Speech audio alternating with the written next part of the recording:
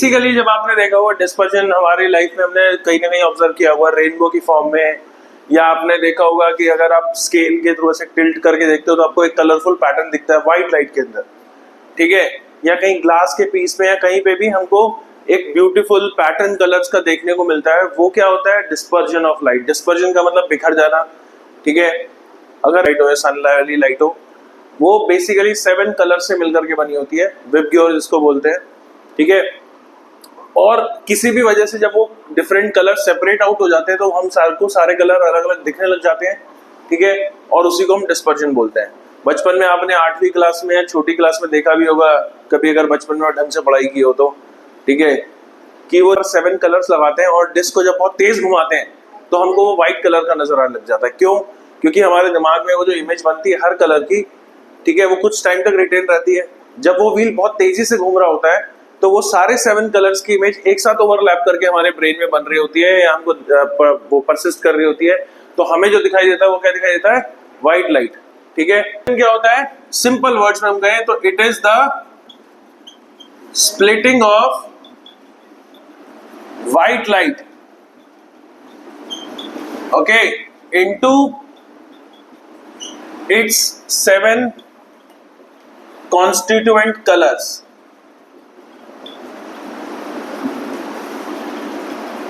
Clear है? ये अभी तो 7 कॉन्स्टिट्यूएंट कलर्स, 7 कॉन्स्टिट्यूएंट कलर्स मतलब व्हाइट लाइट 7 कलर से मिलकर बनी है। जब वो हमें अलग अलग दिखाई देने लग जाते हैं उस फेनोमेना को हम डिस्पर्जन बोलते हैं।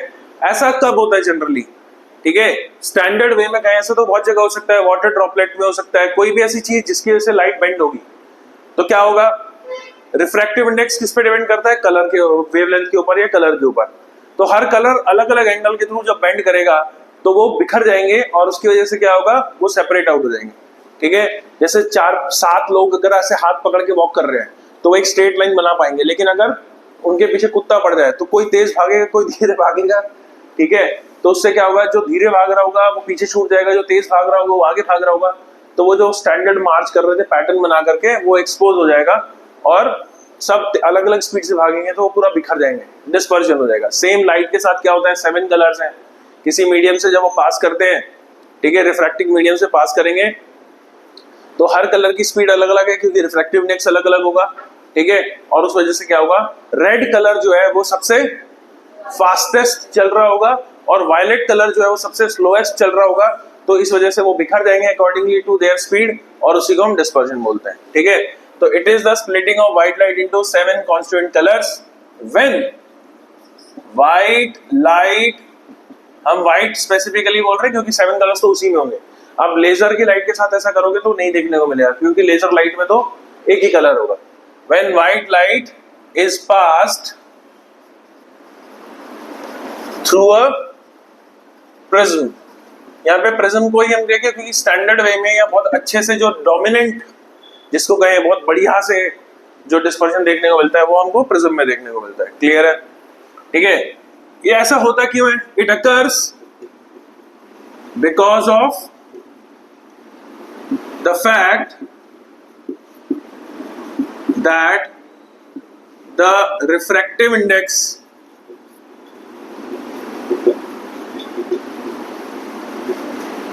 is different for different colors। Colour यानी वेवलेंथ, ठीक है। फॉर्मूला जो होता है वो ये होता है बेटा, म्यू जो होता है वो होता है a प्लस में b by lambda square plus c by lambda 4 and so on, ठीक है। इस तरह का फॉर्मूला होता है, इसको बोलते हैं कॉशीज रिलेशन। क्लियर है? तो म्यू जो होता है बेटा वो a प्लस में b by lambda square plus में c बाय लैम्डा 4 होता है, ठीक है, याद रहेगा। तो बेसिकली आप देख सकते हो म्यू रिफ्रैक्टिव इंडेक्स है, हाँ। एबीसी कांस्टेंट है बेटा जो प्रिज्म के मटेरियल पे डिपेंड करते हैं। जब हम प्रिज्म बनाते हैं ना तो जो ग्लास होता है वो भी कई टाइप का हो सकता है, क्राउन ग्लास, फ्लिंट ग्लास, ठीक है। डिपेंडिंग ऑन इट्स नेचर ए और बी डिफरेंट हो सकते हैं, लेकिन रफली आप देख सकते हो कि रिफ्रैक्टिव इंडेक्स है वो इनवर्सली प्रोपोर्शनल टू लैम्डा है, कि रेड कलर जो है उसके लिए लैम्डा यानी वेवलेंथ सबसे ज्यादा होती है तो उसका रिफ्रैक्टिव इंडेक्स सबसे कम होगा, तो वो सबसे फास्टेस्ट चलेगा क्योंकि उसकी स्पीड काफी कम हो जाए, मतलब बहुत कम फैक्टर से डिक्रीज होगी कंपेयर टू वैक्यूम। और वायलेट कलर का लैम्डा सबसे कम होता है तो उसकी स्पीड सबसे ज्यादा डिक्रीज होगी, तो वो सबसे स्लोएस्ट हो जाएगा।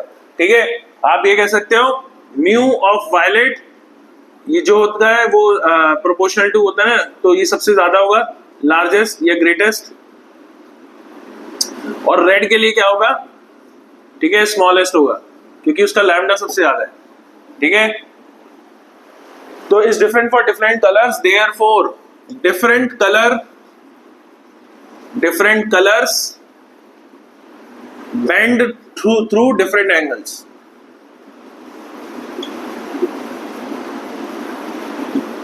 सही है, डिफरेंट कलर जो है वो डिफरेंट एंगल के थ्रू बेंड होते हैं, इस वजह से क्या होगा, उनका रिफ्रैक्टिव इंडेक्स अलग अलग होता है, अलग अलग एंगल के थ्रू बेंड होते हैं, और इस वजह से क्या होगा, वो पूरा डिस्पर्स हो जाते हैं and hence get dispersed. Clear है, समझ में आ गया ना भाई? सब लोग अगर साथ चल रहे हैं तो वॉक करने में भाई सभी एडजस्ट कर ले तो सेम स्पीड ही चल रहा है, लेकिन किसी भी वजह से भागना पड़ जाए, जैसे मैंने आपको एग्जाम्पल, कुत्ता पीछे बढ़ गया, तो वो सारा जो यूनिटी होते है वो एक्सपोज हो जाएगी, कोई तेज भाग रहा होगा, कोई धीरे भाग रहा होगा, और वो सारे बिखर जाएंगे। क्लियर है, इसका हम डायग्राम अभी समझेंगे, डायग्राम कैसे होगा, स्टैंडर्ड डायग्राम बनाएंगे तो अपने आप आपको चीज क्लियर हो जाएगी। ये रब कर दो, यहाँ पे देख लो, चलो यही बना देता हूँ। ये जैसे सपोज करो प्रिज्म हो गया, सही है, ये लाइट आ रही है यहाँ से, ये सपोज करो यहाँ से व्हाइट लाइट आ रही है, कौन सी लाइट आ रही है, व्हाइट लाइट आ रही है। क्लियर होगा, यहाँ पे नॉर्मल अगर मैं बनाऊं तो लाइट जो है वो ऐसे जा रही थी, तो क्या होगा, वो अंदर की तरफ बेंड करेगी, तो रेड वाली सपोज करो थोड़ा सा बेंड करती है, और वायलेट वाली सबसे ज्यादा बेंड करेगी। हम खाली वो दूर वाली बना दे रहे हैं जो स्टैंडर्ड वो है, ये रेड वाली है और वायलेट वाली है, बाकी पूरे 7 कलर्स बीच में कहीं लाई करेंगे। इसके बाद क्या होगा, अब आप पहले आप रेयर से डेंसर आए थे तो क्या हुआ, आप नॉर्मल की तरफ बेंड हुए थे, अब आप वापस बाहर जा रहे हो तो नॉर्मल से अवे बेंड हो गए, तो रेड वाली ऐसे बेंड होगी और वायलेट वाली सबसे ज्यादा।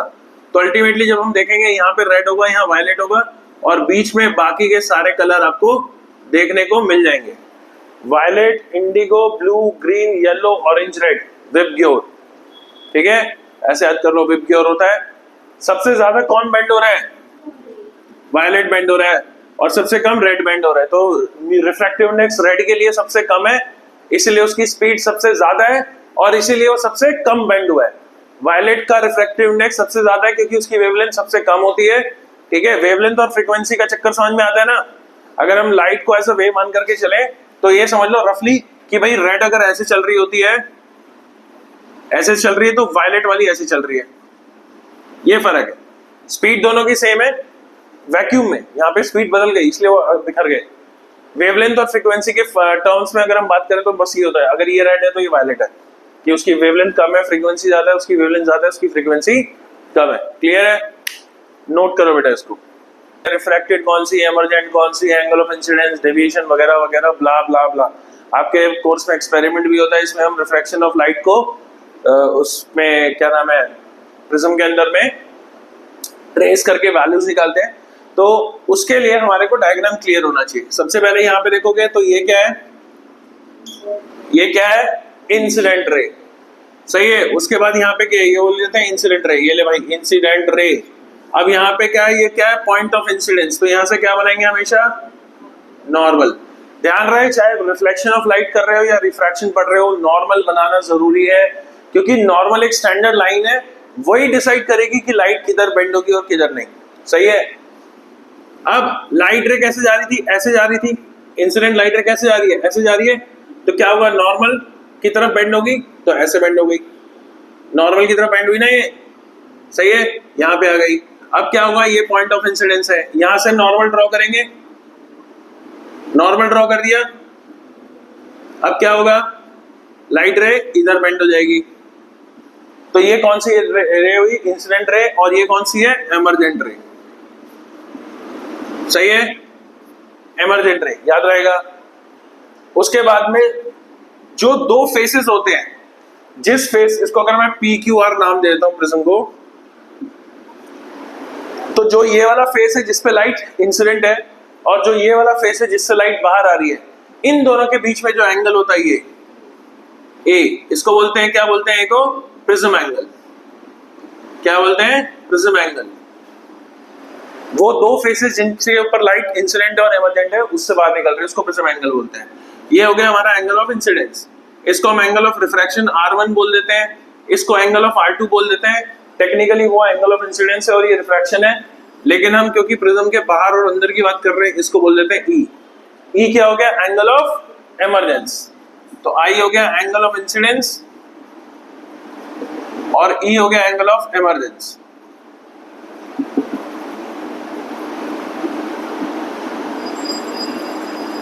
सही है।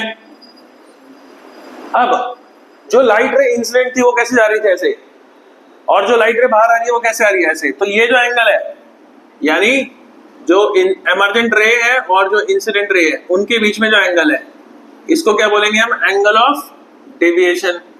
क्यों भैया? क्योंकि ये वो एंगल है जिसके थ्रू इंसिडेंट और रिफ्रैक्टेड रे के बीच में एंगल है। लाइट जब एंटर कर रही तो वैसे थी और जब लाइट बाहर निकल रही तो वैसे है। तो इन दोनों के बीच में जो एंगल होगा वो होएगा तुम्हारा एंगल ऑफ डेविएशन। क्लियर है? यहां तक समझ में आ गई बात? नोट करो बेटा इसको। और इनमें रिलेशन क्या होता है? डेल्टा। इसको हम प्रूफ भी करेंगे। डेल्टा जो होता है वो हमेशा क्या होता है? I plus E minus A. Delta जो होता है वो I प्लस E माइनस ए होता है। इसको हम प्रूफ भी करेंगे डेरिवेशन के अंदर में। क्लियर है? कोई डाउट है किसी को? तो ये स्टैंडर्ड डायग्राम है जो हमको याद रहना चाहिए। R1 R2 हो गया और वो हो गया। अच्छा, यहाँ पे ये मैं क्या दिखाना चाह रहा हूँ कि एक प्रिज्म और दूसरे प्रिज्म को अगर हम लॉक कर दें ऐसे, ठीक है, मतलब आपके दिमाग में डायग्राम वो आता होगा ना कि क्वेश्चन की, पता नहीं तुम्हारे दिमाग में आता है कि नहीं आता है, आना चाहिए, मतलब कि भाई ये ग्लास स्लैब है, इसका आपको बोलूं मैं डायग्राम बना, तो आप क्या बनाते हो? हमेशा ये बनाते हो, राइट? आपको ये पूछे भाई यहां पे डिस्पर्शन क्यों नहीं हो रहा है? यहां पे डिस्पर्शन क्यों नहीं हो रहा है? ग्लास स्लैब भी उसी मटेरियल का बना हुआ है, प्रिज्म भी उसी मटेरियल का बना हुआ है, प्रिज्म में कलर्स निकल आते हैं, इसमें कलर क्यों नहीं निकल रहे हैं? उसका जवाब ये होता है कि अगर इंसिडेंट फेस और एमरजेंट फेस के बीच में एंगल मतलब पैरेलल होते हैं अगर दोनों, तो ऐसा कुछ हो जाता है कि एक प्रिज्म और दूसरा प्रिज्म इन्वर्टेड एक दूसरे के रखे हुए हैं। सही है? इस तरह की चीज हो जाती है। लेकिन लाइट रे को यहां पे कैसे पता आगे जाके फेस फ्लैट है, वो डिस्पर्स क्यों नहीं कर रही है? या ये हो सकता है वो डिस्पर्स कर रही है लेकिन हम कहाँ हैं? हम प्रिज्म के बाहर है, तो we can only see the incident ray and the refracted ray. तो हमें क्या लगता है? डिस्पर्शन हुआ ही नहीं है। हुआ होगा तो फिर यहाँ पे भी वो चीज वैलिड होनी चाहिए। बिल्कुल होती है। अगर आप दो प्रिज्म्स को, अगर यहाँ पे ये लाइट आएगी, इस तरह से बैक टू बैक रख देते हैं कि उनका ये वाला फेस, ये कौन सा इंसिडेंट फेस है और ये फाइनली जिससे निकलेगी एमरजेंट फेस है, तो लाइट क्या होती है? दोबारा से रिकम्बाइन कर जाती है। इसको अगर हम बनाएंगे तो ऐसा कुछ होगा, यहाँ पे लाइट आई, ठीक है, ऐसे करके इस तरह से डिस्पर्स होगी और यहाँ पे रिकम्बाइन करके फिर से बाहर निकल आएगी। ठीक है? तो जब भी दो प्रिज्म बैक टू बैक रखे होते हैं तो कुछ इस तरह का बिहेवियर देखने को मिलता है हमको। इसको और क्लियरली हम देख सकते हैं ऐसे, ठीक है, कि लाइट रे जब इंसिडेंट है तो एमरजेंट रे है जो दोनों मिक्स होकर के वापस से रिकम्बाइन कर जाती हैं, और आप देख सकते हो कि इन जो एमरजेंट लाइट है और जो इंसिडेंट लाइट रे है वो दोनों फिर से रिकम्बाइन होकर सिंगल व्हाइट लाइट बन जाती है। क्लियर है?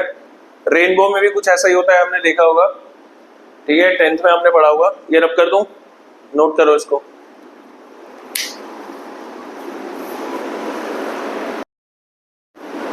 ठीक है, नेक्स्ट जो है डेरिवेशन है। हमें बेसिकली क्या करना है बेटा? दो रिलेशंस हम निकालेंगे। पहली बात तो ये डेल्टा है, ये आई है, ये ई है और ये ए है। ये चारों हमने देखा हुआ, angle of incidence, angle of emergence, prism angle और एंगल ऑफ डेविएशन। इनके बीच में जो रिलेशन मैंने लिखा था उसको डिराइव करेंगे। फिर हम एंगल ऑफ मिनिमम डेविएशन निकालेंगे और अल्टीमेटली हम एक ऐसा फॉर्मूला निकालेंगे जिसमें हम प्रिज्म के अंदर में अगर हमें एंगल ऑफ इंसिडेंस और डेविएशन पता लग जाए तो हम प्रिज्म की रिफ्रैक्टिव इंडेक्स निकाल सकते हैं। उसके लिए एक फॉर्मूला डेवलप करना हमारे को, या डिराइव करना है, और इसके ऊपर बेस्ड तुम्हारा प्रैक्टिकल भी है 12th के बोर्ड में। ठीक है? तो यहाँ पे देखो, सबसे पहले ये डायग्राम हम बना लेंगे, इसी को यूज कर लेते हैं, हमने पहले बना लिया हुआ है। ठीक है? लेट ये consider a ray of light is incident on face PQ and gets refracted to emerge out of PR, ठीक है? ओके, ये क्लियर है? PR फेस से वो बाहर आ जाती है, एंगल ऑफ इमरजेंसी दिख रहा है आपको? अब हम इन एंगल्स को नाम दे देते हैं, एक बार देख लो, पहले समझ लो फिर करते रहना। ये एंगल को मैं Z बोल देता हूं, दिख रहा है? इस एंगल को मैं X बोल देता हूं and let us call this angle as Y। Game सारा ज्योमेट्री का है और कुछ नहीं है, ठीक है? समझ लो पहले, यहां तक समझ में आ गया? नाउ क्वाड्रिलेटरल दिख रहा है, इसको उसको नाम देते हैं, हम इसको नाम देते हैं N और इस पॉइंट को let us call as M।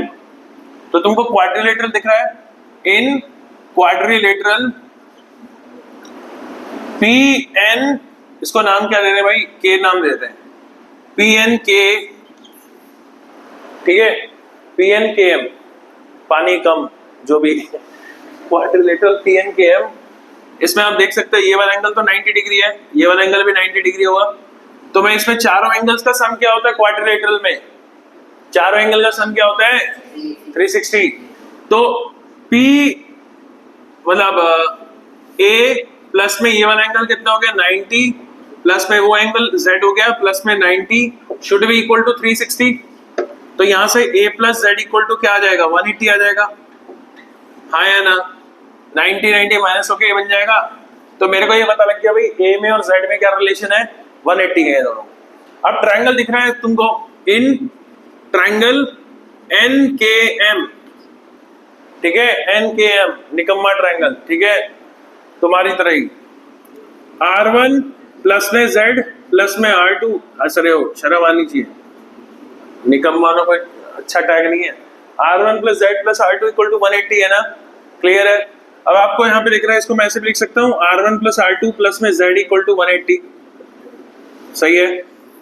अब ये एक्सप्रेशन 1 और 2 को घूर घूर के देखोगे अगर तुम, तो तुम्हें नजर आ जाएगा कि A जो एक्चुअली R1 प्लस R2 के बराबर है। तो हम क्या लिख सकते हैं? फ्रॉम 1 एंड 2 A जो है वो किसके बराबर हो गया? R1 प्लस R2 के। यस और no? Let us call this as equation number 3। यहां तक ठीक है?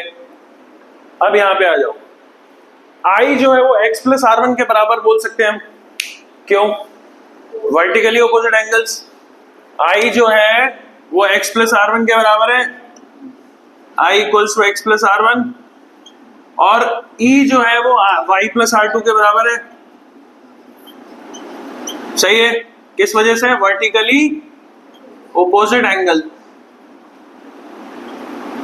तो हम इन दोनों को ऐड करके लिख सकते हैं I plus E equal to X plus Y plus में R1 प्लस R2। हाँ, ऐड कर दिया मैंने, यहां तक समझ में आया?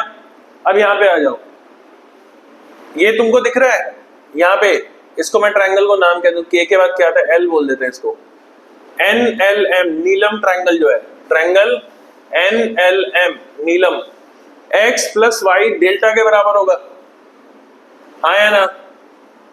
किस लिए? Exterior angle theorem, exterior angle theorem. तो डेल्टा X प्लस Y के बराबर है, let us call this equation as 4 बोल देते हैं, ठीक है? तो थर्ड से अगर आप देखो कि R1 R2 किसके बराबर है? A के बराबर है। X प्लस Y किसके बराबर है? डेल्टा के बराबर है। यहाँ पुट कर दो, ये तो I प्लस E ही रहेगा, X प्लस Y की जगह आ जाएगा डेल्टा और वो आ जाएगा A। ये आ गया। इसको अगर आप ध्यान से चेक करोगे तो ये क्या आ जाएगा? I plus E minus A equal to आ जाएगा डेल्टा। ये आ गया हमारे पास formula. Let us call this equation as equation number 5। ये पहला स्टॉप आ गया हमारा डेरिवेशन में, इसके आगे फिर हम कंटिन्यू कर सकते हैं। यहाँ तक नोट करो, पहले समझ में आ गया होगा। और तो नोट क्यों नहीं कर रही है भाई? So now we know that delta equals जो है वो I plus E minus A है, ये हमारे को पता है रिलेशन, ठीक है?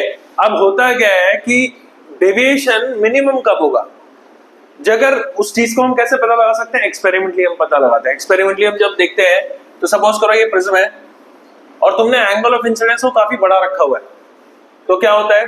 लाइट ऐसे जा करके और इस तरह से होती है, हम डेविएशन कैलकुलेट करते हैं, डेविएशन ये आता है। फिर आप एंगल ऑफ इंसिडेंस को अगर आप काफी कम रखते हो, ठीक है, ये नॉर्मल है अगर, तो एंगल ऑफ इंसिडेंस को काफी कम रखते हो तो क्या होता है, लाइट ऐसे जाती है और ऐसे बेंड हो जाती है। अब अगेन क्या होता है, डेविएशन काफी ज्यादा हो रहा है, तो एंगल ऑफ इंसिडेंस को अगर मैं बढ़ा दूं तो भी डेविएशन ज्यादा हो रहा है, कम कर दूं तो भी ज्यादा हो रहा है। लेकिन ये ग्राफ के हिसाब से अगर मिनिमम जाने में भी इंक्रीज हो रहा है और उसमें भी इंक्रीज हो रहा है, तो बीच में एक पॉइंट आता है जहां पे वो मिनिमम होता है। हम उसको एक्सपेरिमेंटली जब मेजर करते हैं तो हमें पता लगता है कि एंगल ऑफ डेविएशन जो है वो मिनिमम कब हो रहा है। ध्यान से सुनना, ये बात बहुत इंपॉर्टेंट है। एंगल ऑफ डेविएशन मिनिमम कब हो रहा है, जब अंदर वाली रे बेस के पैरेलल होती है। सही है, angle of deviation is minimum, यानी delta is minimum if ray inside prism travels parallel to base, parallel to base, इस चीज को याद रखना। और अगर वो पैरेलल टू बेस है, इसका मतलब क्या होगा, डेल्टा मिनिमम कब हो रहा है, डी मिनिमम कब हो रहा है, वो जब आई और ई बराबर है। क्योंकि डायग्राम के हिसाब से जब ये रे इसके पैरेलल होगी तो ज्योमेट्रिकली आई और ई भी बराबर होंगे, और अगर आई और ई बराबर है तो R1 और R2 भी दोनों सेम होंगे। क्लियर है, ये कंडीशन आ गई कि डेल्टा को अगर मिनिमम बनाना है तो आई और ई सेम रखना पड़ेगा और R1 प्लस R2 भी सेम हो जाएंगे। अब अगर R1 प्लस R2 सेम हो जाते हैं तो A कितना हो जाएगा, R प्लस R, यानी कि 2R, राइट।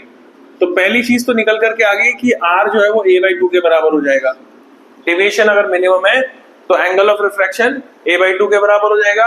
और दूसरी बात, इन वैल्यूज को यहाँ पुट कर देते हो आप, delta equal to I plus E minus A, तो डेल्टा की जगह डेल्टा मिनिमम या डीएम बोल देता हूं उसको मैं, डीएम यानी डेल्टा मिनिमम आई प्लस आई और माइनस ए।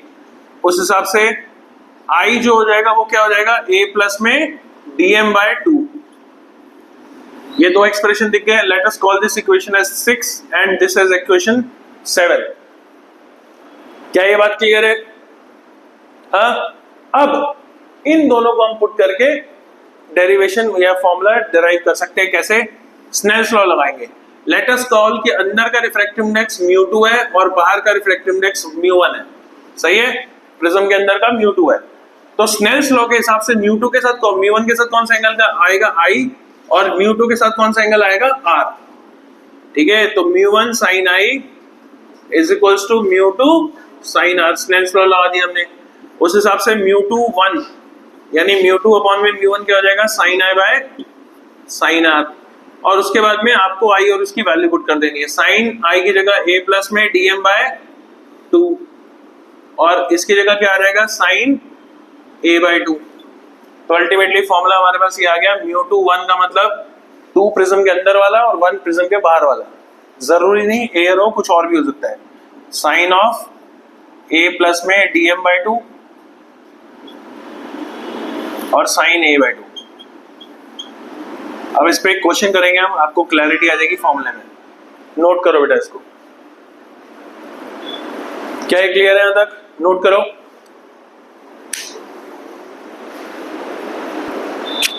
अब बेटा कई बार क्या होता है कि अगर एंगल्स बहुत स्मॉल है, जैसे a स्मॉल है, इस तरह का प्रिज्म है, अगर a स्मॉल है यानी एंगल ऑफ इंसिडेंस और वो डेविएशन स्मॉल है, ठीक है, उस केस में क्या होगा, इफ एंगल्स आर स्मॉल, तो आपको पता है अगर एंगल स्मॉल होता है तो साइन थीटा को और थीटा को हम सेम ले सकते हैं।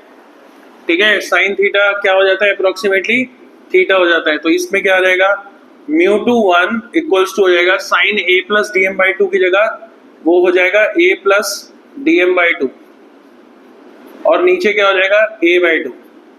ठीक है, छोटा कब हो सकता है, ये एंगल बहुत छोटा हो, बहुत पतला सा प्रिज्म ऐसा। ठीक है, तो क्या आएगा, ये 2 कैंसिल हो गया, यहाँ पे क्या आ जाएगा a plus D M by A और ये हो जाएगा हमारा 1 प्लस में dm बाई ए।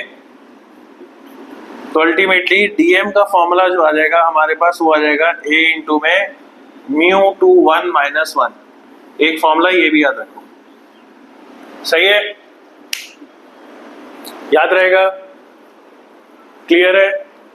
अब आपको ये समझ में आ गया डिस्पर्जन का मेन मतलब यही होता है कि जो डिस्पर्स कर जाती है, लाइट डिस्पर्स हो जाती है, और उसका रीजन क्या होता है, लाइट का डिफरेंट कलर्स का डिफरेंट स्पीड या वो होने का।